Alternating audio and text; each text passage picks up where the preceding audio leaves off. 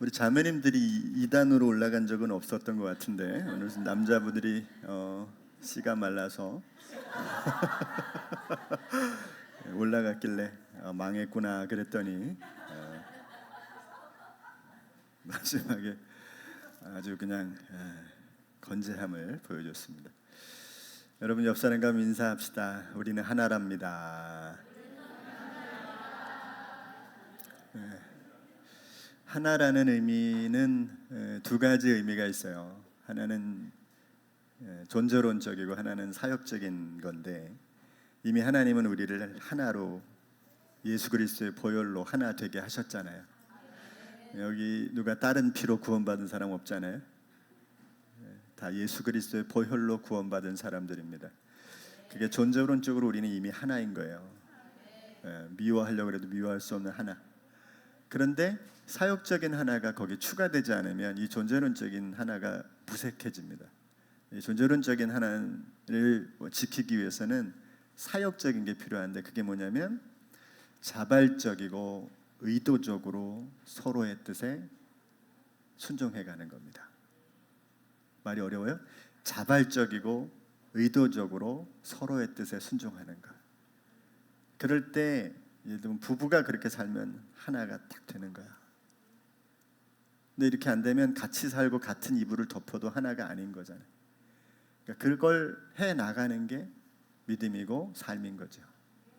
존재론적이고 사역적인 이 두 가지의 하나가 이미 우리 가운데 이루어졌기에 오늘도 이곳에 모여서 함께 예배하는 줄로 믿습니다. 하나님의 하나됨을 지킨다는 것, 하나님이 그렇게 만들어주신 것 지키는 것이 예수님께서 제자들을 위해서 마지막으로 하셨던 기도의 내용이에요. 그것만 되면 다른 게 필요가 없다고 예수님은 생각하신 거예요. 그래서 예수님은 당신과 아버지 하나님이 하나이듯이 나의 제자들이 하나 되게 하시고, 그 제자들을 통해서 믿음을 갖게 된 후대의 구리시에 있는 무질개교회에 속해 있는 사람들까지도 거기서 기도해 주시잖아요. 요한복음 17장에 그들도 하나가 되게 해 주옵소서. 그러니까 여러분, 우리가 하나만 되잖아요. 전도 안 하셔도 되고요, 선교 안 하셔도 되고요, 아무것도 안 하셔도 돼요. 하나만 되면 알아서 하나님이 그 역사를 이루십니다. 하나가 안 되면 모든 걸 다 해도 소용이 없습니다. 옆 사람과 한 번 더 인사합시다. 당신과 나는 하나입니다. 자발적으로 의도적으로 섬기겠습니다. 시작. 자발적으로 의도적으로 섬기겠습니다. 네. 여러분, 이게 얼마나 중요한지 몰라요. 교회에 이런 분들이 계시면 너무 행복해요. 왜? 나를 위해서 자발적이고 의도적으로 섬겨주는 분이 있는데 얼마나 재밌고 좋아요. 그죠? 그러니까 우리가 서로 그런 마음으로 섬기는 것이 중요합니다. 오늘 우리가 말씀의 능력이라는 제목으로 잠시 히브리서 4장 12절 말씀을 가지고 은혜를 나누겠습니다. 오늘은 주제가 말씀에 관한 겁니다. 말씀을 제가 몇 번 준비하면서 오늘은 좀 어렵겠다 그런 생각을 했어요. 그러나 여러분, 우리 교회 오래 다니셨던 분들은 몇 번씩은 들어보셨던 내용이지만, 또 새로 오신 분들이거나 또 얼마 다니시지 못한 분들은 이게 처음 들어서 되게 낯설 수 있는 이야기인데, 제가 또 어렵게 설명하는 사람은 아니라 잘 들어보시면 이해가 좀 되실 거라고 생각합니다. 자, 믿음은 경험과 이해를 뛰어넘어야 돼요. 자, 이거 이해하셔야 됩니다. 내가 경험하는 걸 믿는 거, 내가 해봤으니까 믿는 건 믿음 아니에요. 경험이지. 또 이해가 되는 걸 믿는 건 믿음이 아니에요. 이해지. 이해도 안 되고 경험도 안 되는 거, 그걸 믿는 게 믿음이에요. 그때 믿음이 필요한 거예요. 그래서 믿음은 믿어지는 게 없고 뭐만 있다? 믿겠다라고 하는 결심만 있는 거예요. 내가 안 믿어지는데, 도저히 이해가 안 되고 체험도 안 해봤지만 내가 믿겠다, 그게 믿음이라고. 자, 그래서 그걸 경험과 이해를 뛰어넘을 때 우리는 그제서야 비로소 하나님의 은혜와 사랑을 누리게 돼요. 100%입니다. 100%. 네. 자, 그 다른 말로 얘기하면 볼 수도 들을 수도 만질 수도 없는데 결심하고 행하는 걸 우리가 믿음이라고 말해요. 근데 이게 아무나 이룰 수 있는 게 아니에요. 아무나 이렇게 할 수 있는 게 아니기 때문에 우리가 이걸 선물이라고 얘기하는데, 자, 그럼 무엇을 믿고 행해야 되느냐, 이게 중요하잖아요. 그죠? 뭘 믿고 행해야 되지? 그게 오늘 주제입니다. 오늘 하나님의 말씀을 믿고 행하자 이 이야기를 하는 거예요. 그러니까 하나님의 말씀이 뭔지도 잠깐 우리가 이해를 해야 되고, 그동안 여러분들이 혹시 우리 교회 오래 다니신 분들은 다 알아. 무지개교회 한 10년 이상 다니신 분들 다 알아요. 근데 그게 안 된 분들은 갑자기 말씀이 이게 뭐지 이럴 수 있어요. 그래서 제가 이 설명을 미리 전제를 깔고 얘기하는 겁니다. 그래서 오늘은 성도가 믿고 행해야 되는 하나님의 말씀의 능력을 살펴보고요, 또 그걸 통해서 우리의 믿음이 얼마나 귀한지를 한번 찾아볼 겁니다. 자, 첫 번째 알아야 될 건 이제 말씀과 상황을 우리가 이해를 해야 돼요. 여기서부터 어려워집니다. 말씀을 영어로는 뭐라고 말하면 텍스트 이렇게 말해요. 텍스트. 자, 이해되시죠? 상황은 컨텍스트 이렇게 말해요. 그 말씀과 상황 이 두 가지를 이해해야만 여러분이 성경을 이해해요. 저런 얘기는 처음 들어보는데 저게 뭐 저런 게 있을까? 네, 여러분 세상에 컴퓨터도 발달하고 모든 게 발달해요. 네? 지금 여러분 제가 예전에 이따만한 그 무선 전화기 들고 이렇게 자랑하고 다니는 사람 봤는데 지금은 아무것도 안 들고 전화하고 다니잖아요. 이걸로, 그죠? 그런 시대를 살고 있어요. 여러분 성경도 예전의 방식도 이해하지만 모든 학문을 이해하는 데서 이 컨텍스트는 굉장히 중요해요. 어떤 학문을 이해할 때도 이걸 이해하지 못하면 그 학문을 이해할 수 없어요. 그게 역사든 철학이든 뭐든. 성경도 이런 관점으로 이해할 필요가 있는 거예요. 자, 그럼 텍스트는 뭐냐? 성경에 기록된 말씀이 텍스트예요. 텍스트. 그런데 이 말씀과 텍스트에 대한 이해를 할 때가 되게 중요한데, 텍스트 그러면 이제 문자적으로 보면 성경 본문 저거 말씀을 기록한 내용이 바로 텍스트예요. 그리고 컨텍스트는 뭐냐면 그 성경 안에 기록된 그 내용의 말씀들이 어떤 배경과 어떤 상황과 어떤 문맥 속에서 이루어졌다라고 하는 걸 말하는 거예요. 좀 쉽게 얘기할게요. 엄마가 아이한테 밥 먹어. 요건 텍스트예요. 네? 그런데 아이가 지금 게임을 하고 있는 거예요.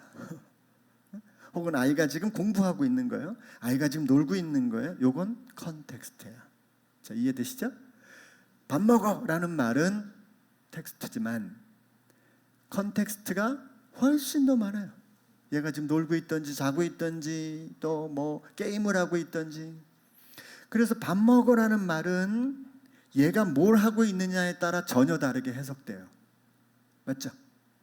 근데 우리는 이걸 모르면 어떻게 되냐면 성경에 나와 있는 걸 무작정 지켜야 되는 걸로만 끝내기 때문에 헷갈려 버리는 거예요. 그때부터 우리의 삶에 괴리가 일어납니다. 그래서 이 두 가지를 이해를 해야 돼요. 근데 이걸 확장을 해보면 어디까지 확장할 수 있냐면, 텍스트는 우리가 배우고 아는 성경 말씀이에요. 이렇게 살고 저렇게 살고 하는 모든 하나님의 말씀이에요. 그런데 컨텍스트는 뭐냐면 성경의 배경을 포함해서 교회의 역사, 그리고 저와 여러분들이 지금까지 살아가는 삶의 현장까지도 컨텍스트인 거예요. 그러니까 우리가 성경 말씀을 이해하려면 우리의 상황까지도 다 이해하고 있어야 돼요.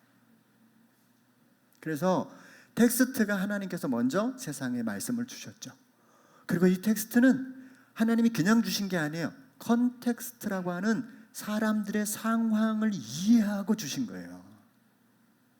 하나님이 사람들을 전혀 모른 채로 그냥 말씀을 주시는 게 아니에요. 아브라함을 모른 채로 아브라함에게 명령하시는 게 아니고, 야곱을 모른 채로 야곱에게 지시하시는 게 아니에요.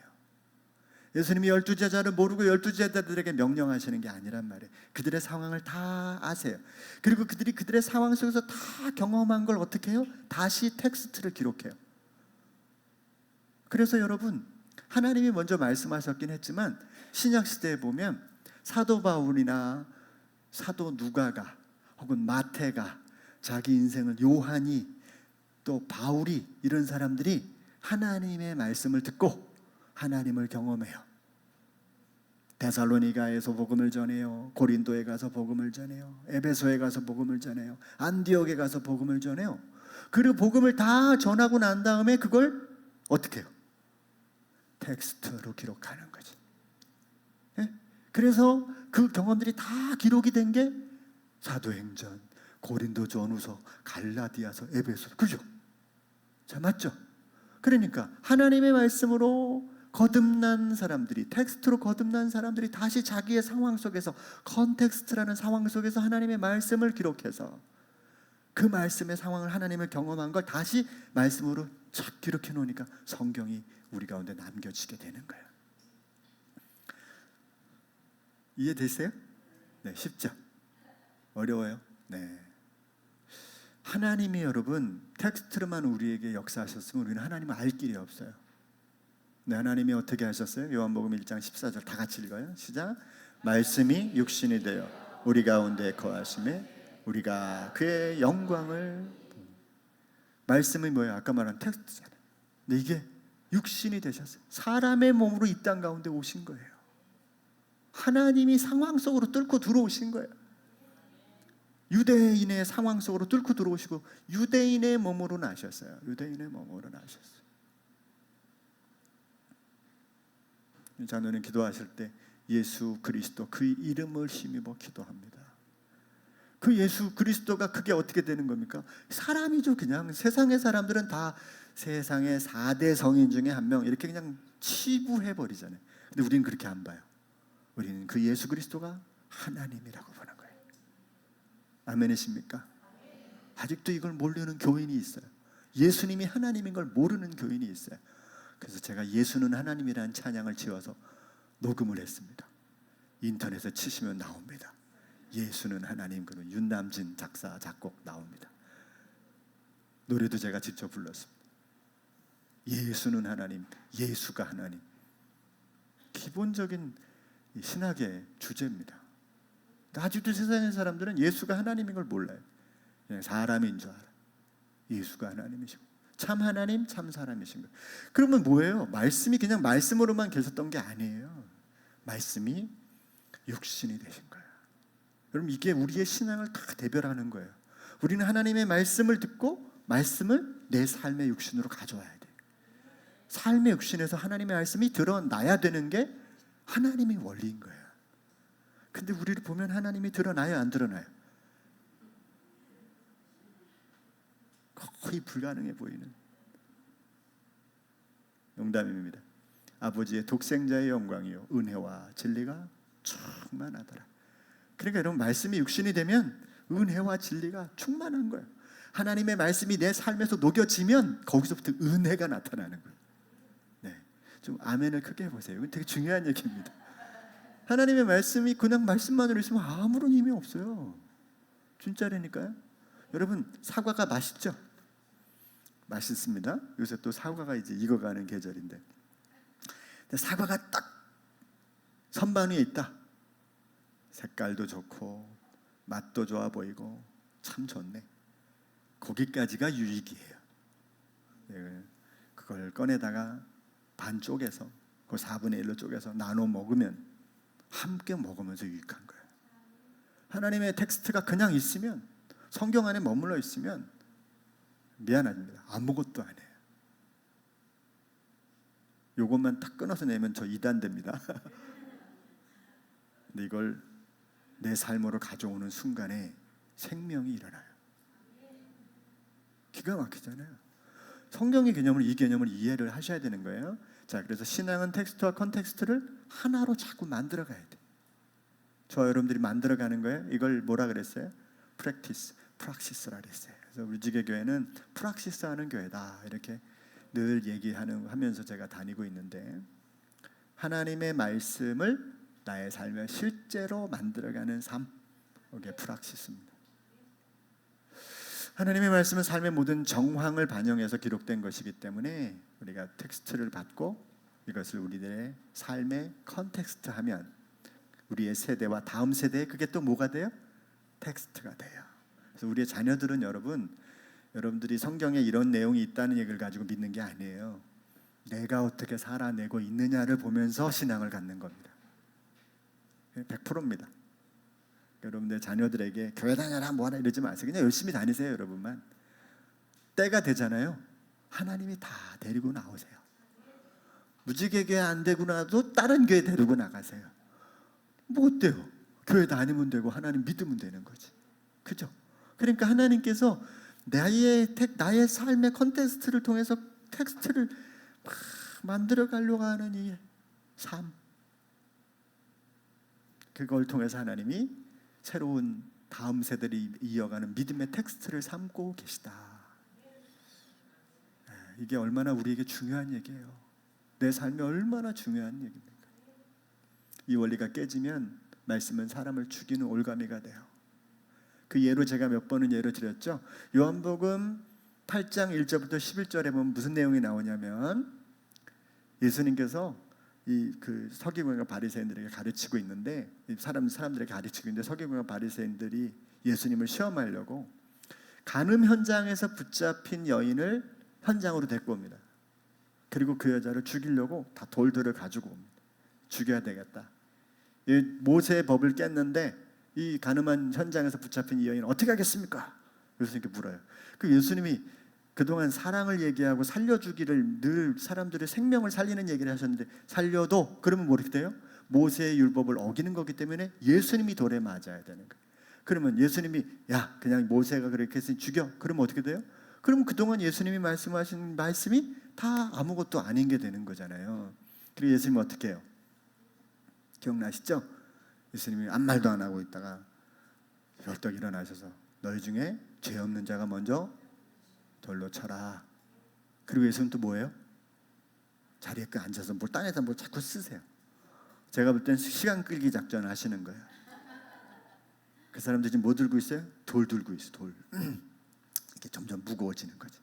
가만히 계시는데 그러면서 무거워지니까 이거 무겁긴 하고 내리자니 창피하고 못 내릴 거 아니야. 그런데 이제 예수님이 하신 말씀을 생각해보니, 가만히 생각해보니까 자기도 죄가 있걸랑. 그러니까 못 때리고 이제 다 어른서부터 젊은이까지 돌을 다 내려놓고 갑니다. 나중에 2사람밖에 안 남아요. 그래서 예수님 뭐라 그래요? 사람들이 다 어디 갔니? 모르겠습니다. 나도 너를 정죄하지 않을 테니까, 죄 있다고 하지 않을 테니까 다시는 이런 죄를 범하지 마라. 그리고 보내요. 자, 이 얘기를 왜 드리냐? 여러분 성경에 15,000원짜리 이상 성경을 가진 사람, 10,000원짜리는 안 돼요. 10,000원짜리는 그게 없어요. 15,000원짜리 이상 성경을 가진 사람들은 제게 그런 겁니다. 15,000원짜리 이상인데, 그러면 제 성경에는 뭐라고 나와 있냐면 이렇게 나와 있어요. 이걸 읽어드리려는 거예요. 11절에 뭐라고 나왔냐면 이렇게 나와요. 1번이라고 써 있으면서 어떤 사본에 7장 53절부터 8장 11절까지 없으면 이렇게 나와요. 여러분 성경에 이렇게 나와 있을 거예요. 그럼 이게 무슨 말일까? 유대인들은 성경을 이렇게 인쇄해서 쓸 수 없는 시대에 살았잖아요. 그 당시에는. 그러니까 이걸 어떻게 해요? 성경이 때가 되면, 이게 양피지에다 썼는데 양 가죽에다 썼단 말이에요. 양 가죽이 얇게 해가지고. 근데 이게 시간이 들으면 양 가죽이 기름기가 다 빠지니까 푸석푸석해서 피다가 쪼개집니다. 쪼개질 때가 되면 하나님의 말씀을 쪼개면 안 되니까 이걸 잘 동그랗게 모아서 항아리에 모아서 땅에 묻어가지고 장례식을 치러줘요. 유대인들은 그렇게 했어요. 근데 이 책을 이제 사람들이 계속, 그래서 그러면 이 책은 땅에 묻으면 안 되니까 그 다음에 남아있는 사람들은 이걸 계속 성경을 씁니다. 그 사람들의 직업이 뭐라고요? 서기관. 성경에 나와 있는 서기관들은 이거 아침부터 저녁까지 밥만 먹고 글만 써요. 서기관, 성경을 다 씁니다. 소페르라는 사람들이. 그리고 이 사람들이 다 쓰는데 어느 날 어느 시대 썼던 성경에는 이 본문을 뺐다는 얘기예요. 아니, 하나님의 말씀을 그렇게 함부로 다룰 수 있어요, 없어요? 그러면 안 되잖아요. 근데 왜 어떤 때는 이 성경을 기록하는 사람이 이걸 싹 뺐을까? 이건 한 사람이 맘먹고 뺀 게 아니에요. 그 시대 사람들, 그 시대 가르치는 사람들이 의도적으로 뺀 거예요. 왜 뺐을까요? 예수님의 말씀을 한마디로 얘기하면 뭐예요? 간음해도 돼, 이 이야기가 되는 거예요. 나도 너를 정죄하지 않으니 다시는 이런 죄 범하지 마, 이렇게 얘기했지만 간음죄 범하고도 용서받았잖아요. 그러면 사람들이 그거 읽고 무슨 생각할까? 이게 되네. 간통죄 폐지되고 간음죄 폐지됐네. 이렇게 하면서 그걸 가볍게 생각할 겨를이 있어요, 없어요? 있으니까 그 시대의 사람들은 이걸 뺀 겁니다. 성경에서. 그 얘기예요, 이 말이. 어떤 사본에서 이걸 뺐다는 말이 그런 뜻이에요. 이게 가당한 얘기입니까? 하나님의 말씀을 감히 인간이 성경에서 뺐다 꼈다를 이게 하는 일이 가능한 겁니까? 이게 컨텍스트예요. 이해되세요? 어느 시대 때는 이렇게 살면 안 된다고 믿음의 지도자들이 깨닫고 있는 거예요.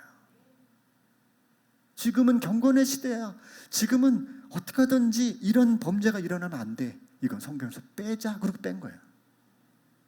여러분, 그게 옳다 그르다를 다 떠나서 우리가 알고 있는 성경은 그런 거라니까요. 하나님은 사람을 살리는 데 초점이 있는 거지. 그 말씀이 사람들을 텍스트에 사람을 올가매는 데 초점이 있는 게 아니에요. 그렇다면 하나님이 예수님을 보내실 필요가 없어요. 예수님이 이 땅에 오신 이유가 그 텍스트만 가지고 안 되니까 컨텍스트로 뚫고 들어오셔서 우리의 죄를 위해서 십자가 달려 돌아가신 거 아니겠습니까? 이게 성경의 원리란 말이죠. 우리는 하나님의 말씀을 우리의 상황에서 녹여내는 왕적 제사장들인 거예요. 여러분, 이 의식을 가져야 돼요.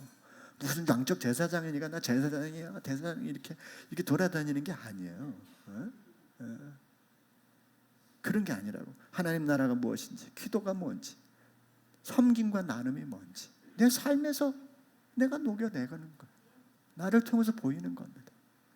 아, 저분은 그냥 죽자 사자 기도하시는구나.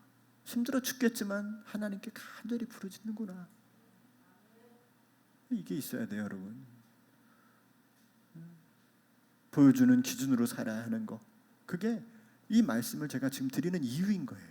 텍스트와 컨텍스트가 왜 중요한 이유인지 말씀을 드리는 겁니다. 그래서 두 번째, 하나님의 말씀의 능력과 그 성도의 역할에 대한 이야기를 하고 말씀을 맺겠습니다. 자, 말씀과 상황을 잘 이해했다면 우리가 얼마나 대단한 능력을 소유했는지 알아야죠. 얼마나 대단해요.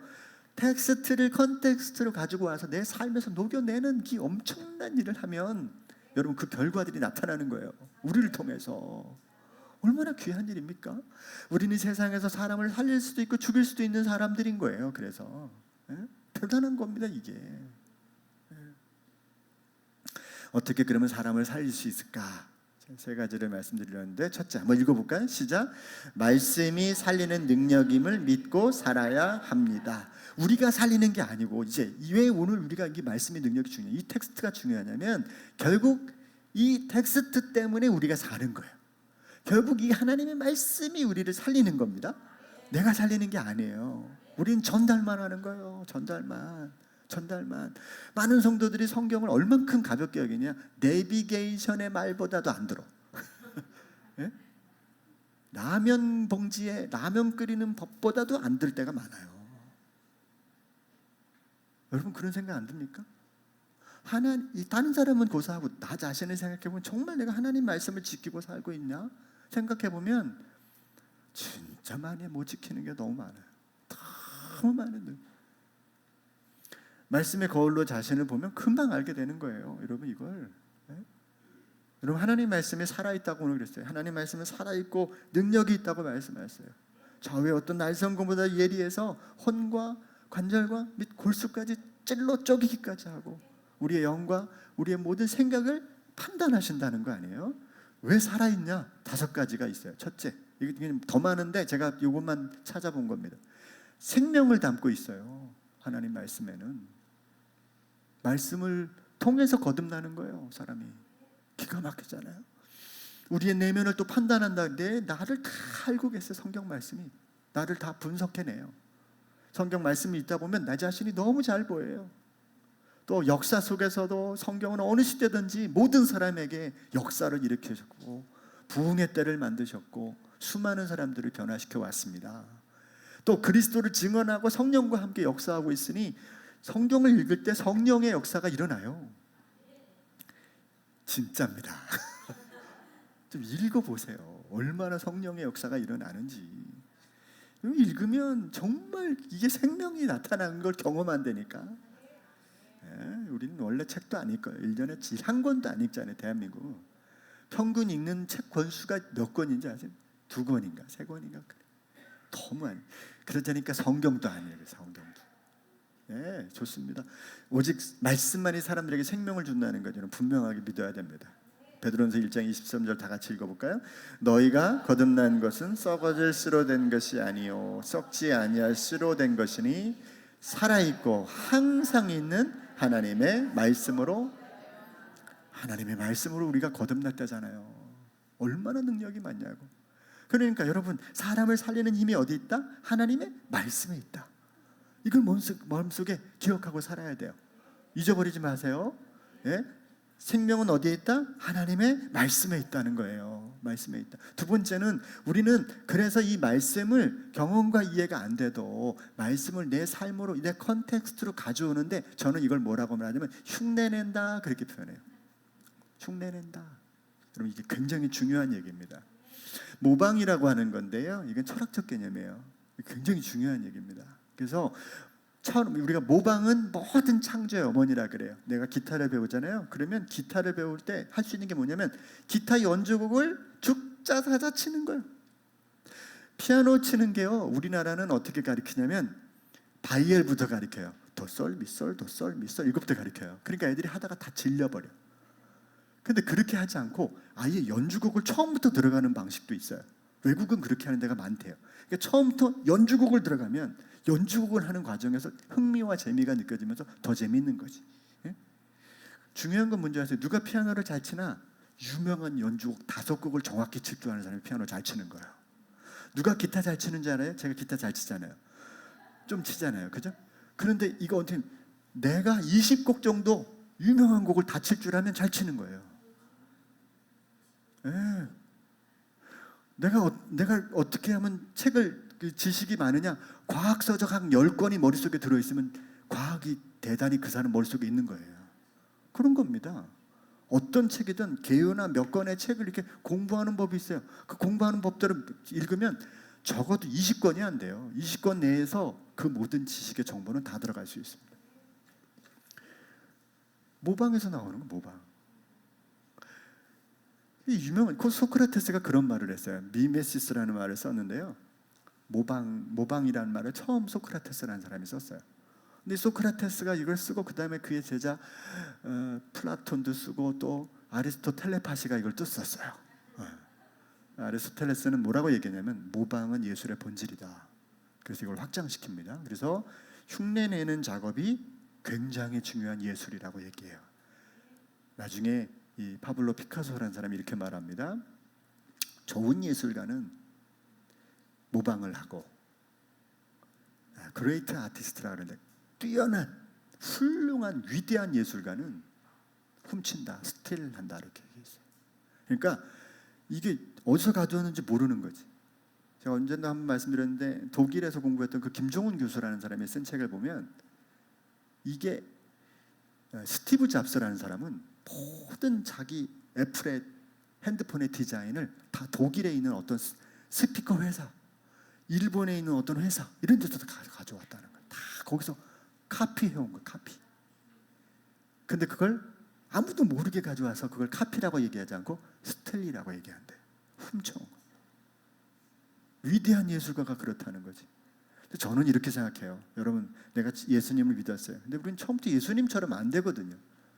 택도 없어요. 그죠? 근데 포기하느냐? 아니에요. 이게 되게 중요한데요. 해보는 거죠. 예수님의 말씀처럼 해보는 겁니다. 내가 마음은 정말 내가 꿀밤이라도 한 대 때려주고 싶은데 안 때리고 성경에서 하라 그러니까 웃으면서 한번 해보는 거예요. 안 되거든요. 속은 부글부글 끓어도, 뚜껑은 닫혔다 열렸다 닫혔다 열렸다 그래도 성경에서 해보라 그러니까 해보는 거죠. 근데 여러분, 이게 놀라운 일이 일어납니다. 모방을 하는데 이 모방이 피카소 작품인 거예요. 모방을 하는데 이게 모차르트 작품인 거예요. 듣는 사람이 듣기가 좋고 보는 사람이 보기가 좋은 겁니다. 근데 여러분, 이런 과정에서 묘한 게 생겨요. 요런 게 신앙생활이네. 요런 게, 이거 해보니까 정말 성경이 이게 진짜 맞네. 재미가 생기는, 재미가 생기는 거죠. 진짜네 이거. 맞네. 정말 하나님이 이런 역사를 이루시네.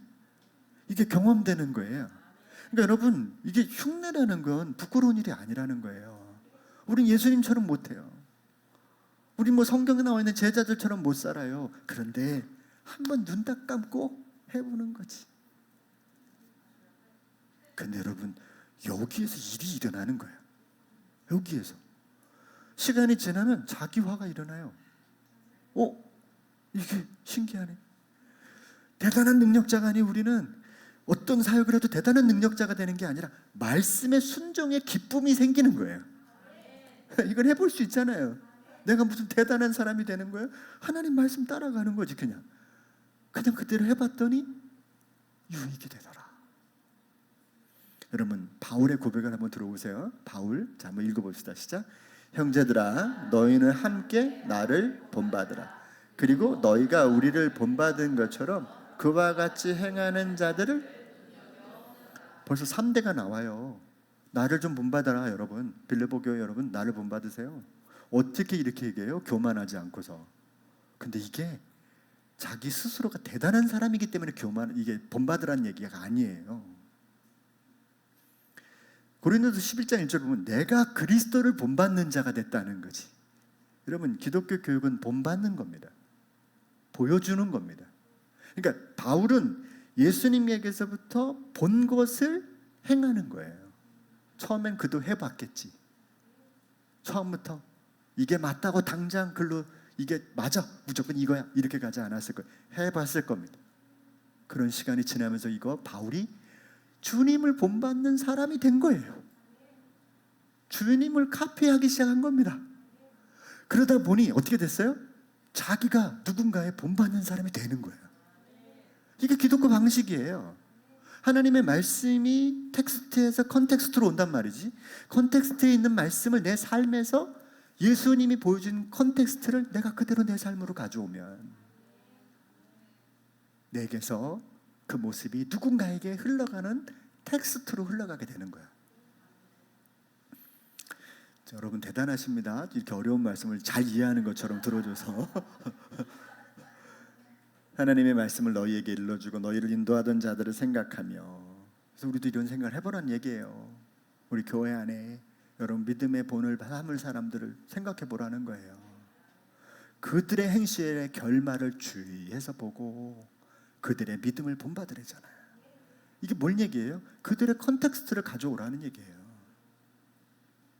사랑하는 성도 여러분, 우리 컨텍스트로 살아갑시다. 이게 뭔 소리인지.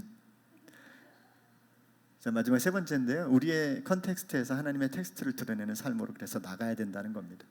성경의 개념은 여러분 대부분 관념적이에요. 성경은 잘 몰라. 들어도 몰라요. 아는 척하는 거지. 설명하려고는 잘 못하세요.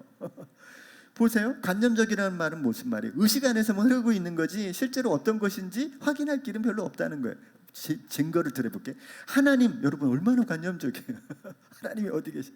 예수님 2000년 전에 잠깐 왔다 가셨다잖아요. 성령님 더 애매모호하죠. 사랑 얼마나 개념이 불확실합니까? 희생, 한몸, 정말 다 관념적이야.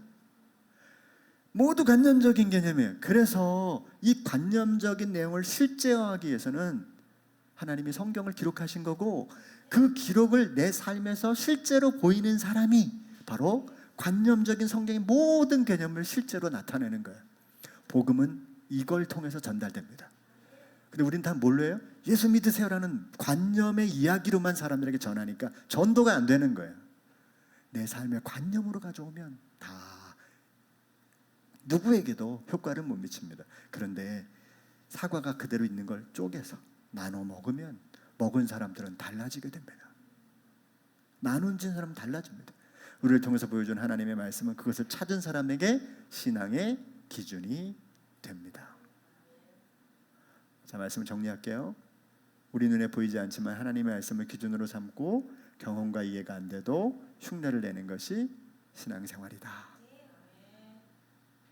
여러분 그렇게 알아주셨으면 좋겠어요. 저는 적어도 그렇게 삽니다. 죄인 중에 괴수지만 나 자신조차 하나님 앞에 설 수 없는 더럽고 더러운 몸이지만 하나님의 말씀이 그래 하다니 한번 해보려고 하루에도 몇 번씩 일어나려고. 훌륭한 사람이 아니잖아요. 더럽고 추한 사람이지. 그런데 하나님의 말씀이 살아있으니 그거 해보려고 해보는 것뿐이에요. 그러다 보면 흉내가 나의 삶으로 정착되고 그 결과 우리를 통해서 관념적인 하나님이 세상에 드러나게 되는 거죠. 텍스트에만 길들여져 타인에게 이거 해라 저거 해라 그러지 마세요. 저도 여러분들에게 한 번도 그래 본 적이 없습니다. 제가 목사로서 우리 교회 성도들에게 이러세요 저러세요라고 막 해본 적이 별로 없다고 저는 생각해요. 왜? 그건 큰 의미가 없으니까. 그러나 우리가 할 수 있는 걸 하면, 컨텍스트를 하면 알아서들 다들 하시더라고. 나보다 더 잘하시고 더 훌륭한 성도님들이 우리 교회에 너무너무 많아요. 컨텍스트로 옮겨서 기준을 세우는 교회가 되기를 기도하겠습니다. 기도합니다. 하나님 고맙습니다. 우리는 말할 수 없는 죄인이고 도저히 우리 스스로는 우리가 어떻게 구원받을 수 있을 존재인지를 모를 수 있는 사람들입니다.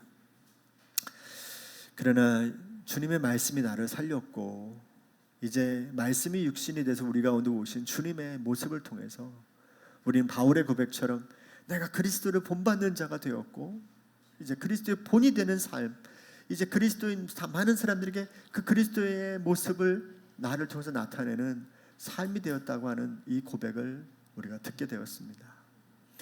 주님, 하나님의 말씀이 얼마나 능력이 있는지, 그 말씀의 능력이 나를 살렸고 나에게 구원을 주셨는데 다른 이들에게, 세상에 또 모든 이들에게는 나를 통해서 그 말씀이 녹여내어질 때 그게 가능함을 알았사오니 우리 무지개 몸된 공동체가 그런 삶을 살아낼 수 있는 교회가 되게 도와주시옵시고 우리 각자가 그 일에 헌신된 왕적 제사장을 믿고 살아가는 우리 모두가 되게 해 주시옵소서.